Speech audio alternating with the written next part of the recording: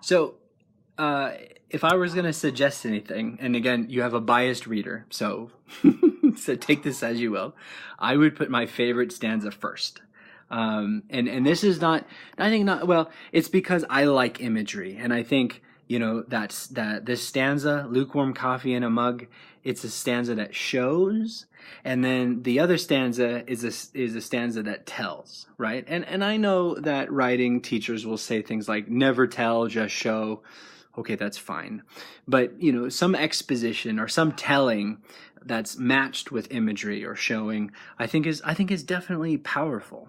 But because this is a poem that, you know, uh, fits into that genre of, a child's lullaby, a child's bedtime story. Kids love images. Kids will glaze over if you tell them things. Kids will just, breathe heavy and get ice on their spine if you show them things.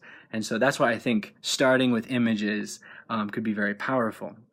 That plus you have this, sort of reference of this season. So and that this is resolved with the Christmas, so we know exactly what season, so that there's no ambiguity there. But the this would follow very well, I think, with the imagery of that particular moment. So I think that's another reason why putting that second stanza first might benefit the poem overall. Um, the other things I think that I would change are really, really minor and has everything to do with that meter that you're playing with, right? And so the suggestions that I have is just to adjust some of the language, right? In this second stanza, so this stanza, which was your first stanza, just tinkering with the language a little bit. So I'd paint this season, if I could, not with brush of hair and wood. So taking out the A, so originally you had not with a brush, you get more quickly to that next beat. So it fits a little easier into that metric that you've built this poem upon, right? And then the next line, instead, with glimpses of Christmas lights.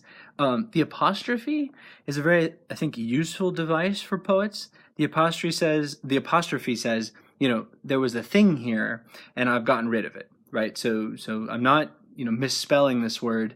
It's just don't say it when you read this line, right? So that's the contraction, right? The do not, right? And we say don't. I've just crammed those words together. I'm not. I know what I'm doing, but don't say these sounds. Okay. So so if you use the apostrophe in that space, you get rid of that consonant and that extra beat, right? So instead, with glimpse of Christmas lights, right? And so you're gonna keep that iambic beat. Okay, and then you can something similar with this apostrophe in this next line, just to kind of keep the beat. But I really like the white noise of Cuddly Nights, especially because I know you and how white noise at nighttime is that peace, is that sort of safe space. And so I think that's a really awesome assertion of your own voice. And it's a moment in the poem where we're kind of like wondering about this speaker, and we're seeing a lifestyle. So I really think that imagery is important of white noise. The hyphen kind of crams those words together. But that line could be tinkered with in other ways as well. So the other suggestions I have are similar, right? And I'm just going to contrast. So originally you had pausing shows just to sing, and I think pausing shows. There's a risk there, right? This could be the pausing with the sort of progressive tense, adding the ing. It could be read as a gerund, which means it's sort of read as a noun. So like swimming is good for you, like the act of swimming is good for you. So this could be pausing shows something, like pausing shows us that you care, right? And so it could be read by a reader as a noun, and the shows is a verb. And what are we looking for that shows, that pausing shows, right? But what you mean is like an actual sort of TV show. So pausing shows make time to sing could be a way to resolve that, or maybe differently could be pausing, TV, or pausing movies, or pausing, right? So I think there's room. I don't know that my suggestion is very good, actually. There's something to play with in that line. Again, not because it works. I mean, I knew exactly what you were saying.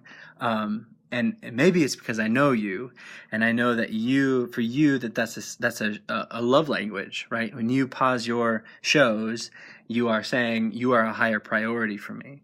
But I think, someone who doesn't have that context, someone who only, mostly reads, or who doesn't really have a pastime of watching shows. So maybe watching. So maybe watching shows, pausing to sing. That could be a way to do it, right? So watching shows, and maybe always pausing to sing. That communicates that kind of prioritization. I'm not sure that works with the meter, so we'd have to, so you'd have to test that if that's, important to you. And then that last line, you had said, kisses that heal everything, is really, I think, just right on the money, right? Just awesome. And I'm not so, so the last thing is in that last line. So you had, things to always have to find. So, and I know what you're talking about, right? But I think things is one of those words that it could be anything. And sometimes that's good. And it's possible that you want your reader to imagine anything. But I know for you, it's usually toys. And toys brings back in that sort of other human, that's that other character that's really implicated in this poem. And so if you say toys, we see a child. If you say things, I can imagine anything. So you can decide, do you want this to be about any relationship? And maybe that's what you want. And I think that's amazing, right? And so things is a better word. But if you want us to see a kid, right, then maybe it's toys just lost, I choose to find, right? Trials for a growing mind, heaps and piles for good measure, I title these moments to treasure. And it's not, and so endless messes for good measure, things to always have to find. So, I can see anybody in those things.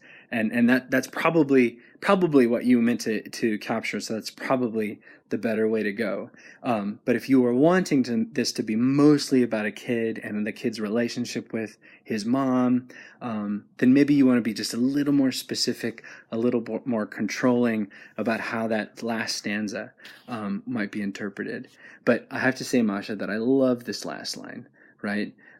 Title it Moments to Treasure, or Moments I'll Treasure, really decides for any reader, like, it doesn't matter how hard this is or how complicated this is or what that tension is. This is all there is, right? This is just this kind of moment. And you'll treasure it forever, which is awesome. So ignore all the things I just said, likely. Like I said before, your poem is awesome. And I really appreciate